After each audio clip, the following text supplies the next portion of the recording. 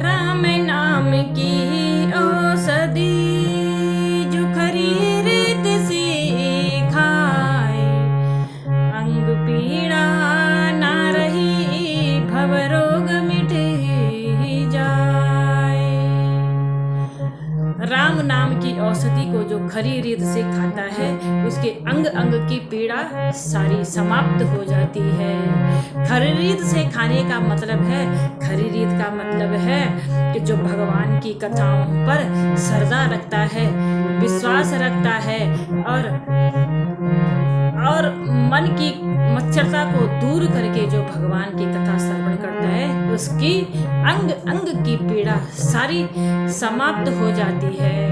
जिस प्रकार से माँ जानकी अशोक वाटिका में थी और अशोक वाटिका में हनुमान जी ने वृक्ष से माँ सीता को भगवान की कथा सुनाई और सीता जी जो दुख में थी, जो त्रिजटा से कहती है मेरे लिए चिता बना दो, और आसमान से कहते आकाश से कहती है मेरे ऊपर कोई अंगारा डाल दो, ऐसी माँ वैदेही बहुत दुख में थी, बहुत कष्ट में थी। और हनुमान जी महाराज ने उसी वक्त देखा कि मेरी माँ जो सीता है कष्ट में है, और उसी वक्त हनुमान जी ने माँ सीता को भगवान की कथा सुनाई। राम चंद्र गुण बरे नहीं लागा, राम चंद्र गुण बरे नहीं लागा, सुनता है सीता कर दुख भागा, सुन कर सीता का दुख भागा। रामचंद्र गुण बर नहीं लागा, माँ सीता का दुख भगवान की कथा सुन करके समाप्त हो गया।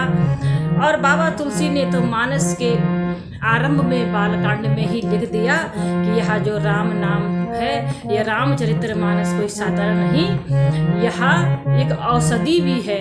और कहा क्या कहा बाबा तुलसी ने, रामचरित मानस यही नामा, सुनत श्रवण पावे विश्रामा, रामचरित मानस यही नामा, सुनत श्रवण पावे विश्रामा, रामचरित मानस यही नामा, सुनत श्रवण पावे विश्रामा।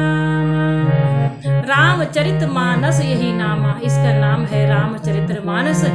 और दुनिया के व्याधियों से सताए हुए लोग यदि इसे भाव से, भक्ति से, श्रद्धा से श्रवण करेंगे तो अवश्य उनका दुख दूर हो जाएगा। यह हमारे श्रवणों को आराम देती है। यह राम नाम की ऐसी औषधि है, यह भवरोग को मिटा देने वाली एक परम औषधि है। और सुनत श्रवण पावे विश्रामा, जो शांति दुनिया के किसी कोने पर मिलने वाली नहीं है, वह शांति रामचरित्र मानस में मिलती अवश्य व्यक्ति को, जीव को मिलती है।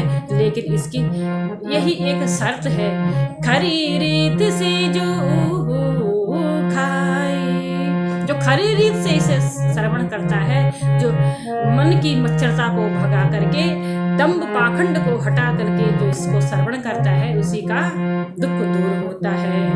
तो इस प्रकार से नैमिषारण्य ने तीर्थ में बैठ करके 88,000 संत सौनकादि मुनि सूत जी से 6 प्रश्न पूछते हैं, और सूत जी महाराज सौनकादि मुनियों के 6 प्रश्नों का उत्तर देते हैं। सौनकादि मुनि कहते हैं, हे महात्मा सूत जी, आपका जो ज्ञान है वह करोड़ों सूर्यों के समान है। आप हमें कोई ऐसी कथा सुनाइए जो हमारे कानों के लिए रसायन हो। और सूत जी को कहते हैं सौनकादि मुनि, अज्ञान ध्वंस विध्वंस कोटि सूर्य समा प्रभा, सूता क्या कथा सारम मम कर्ण रसायनम कथा। कहते हैं हे सूत जी, हमारे कानों के लिए कोई ऐसी रसायन कथा सुना दो जो हमारे कानों को शांति प्रदान करे, शांति दे। हमें कोई संसार की मनगणना, कोई संसार का चुटकुला, कोई कहानी नहीं सुननी है। हमें तो भगवान की कथा का मात्र एक सार सुनना है। हमें सिर्फ और सिर्फ उस आनंद कंद भगवान की कथाओं को श्रवण करना है। और उस वक्त कहते हैं सूत जी, हे सौनकादि मुनियों, कलयुग का प्राणी ऐसा हो गया है कि इस कलिकाल में जीव सिर्फ अपने पेट भरने को ही बड़ा पुरुषार्थ समझता है। इस कलिकाल में व्यक्ति 3 वक्त का बस भोजन कर लिया और बच्चों को जन्म दे दिया तो बहुत बड़ा धर्म समझते हैं। जीव असुर स्वभाव का हो गया है। और ऐसी परिस्थिति में यदि जिसने गोविंद के चरणों का आश्रय ले लिया वही सबसे बड़ा धर्म है। भगवान का नाम लेना और भगवान के चरणों का आश्रय लेना, यही सबसे बड़ा धर्म है। इस कलिकाल के प्राणियों की मात्र आयु ऐसी है जैसे काल ब्याल मुख ग्रास नास सनिहरणम हेतुवे श्रीमद् भागवत सहस्त्रम कलोकीर्न भयसितम।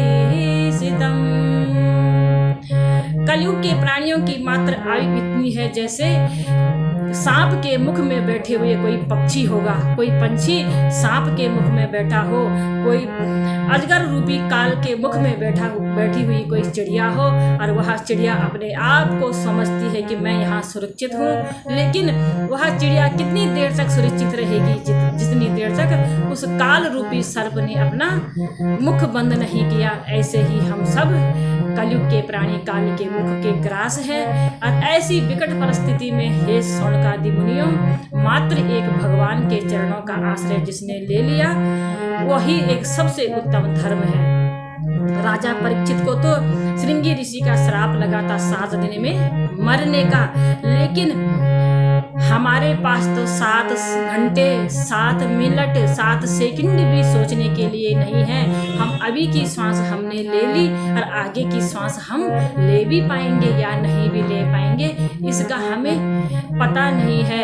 और जीव और प्राणी, कलयुग का प्राणी, संसार के लोग सोच रखते हैं, बहुत बड़ी बड़ी सोच को रखते हैं। 10 साल 5 साल 15 साल की योजना को बना करके चलते हैं। लेकिन हे जीव, उसको तो स्वयं खबर ये नहीं है कि मैं आज सोच रहा हूँ और कल रहूँगा भी या नहीं। इसलिए हमारे संत जन अपना भाव रखते हैं।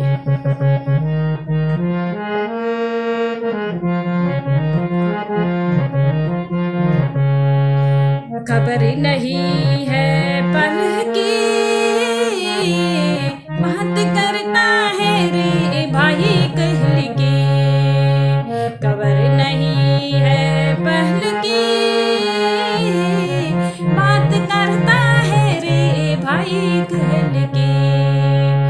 पंचतत्व का बनाए पिंजरा, पंचतत्व का बनाए पिंजरा और माटी जंगल की बात करता है रे भाई कहल के। खबर नहीं है पल की बात करता है रे भाई कहल के।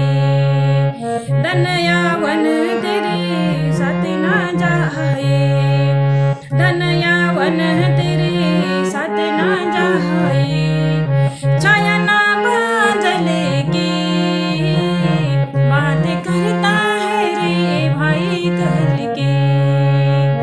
सब खबर नहीं है आज की बात करता है रे भाई कहल के। चित जल पावक गगन समीरा, पंचतत्वया अदम शरीरा। पंच तत्वों का यह बना हुआ पिंजरा कब किस वक्त पंच तत्वों में विलीन हो जाता है जीव को यह पता नहीं चलता।